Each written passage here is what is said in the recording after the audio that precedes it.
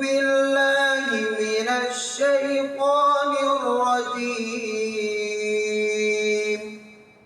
بسم الله الرحمن الرحيم.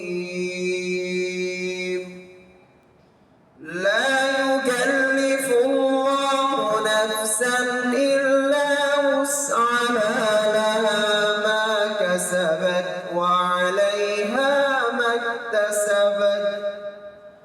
ربنا لا تؤاخذنا إن نسينا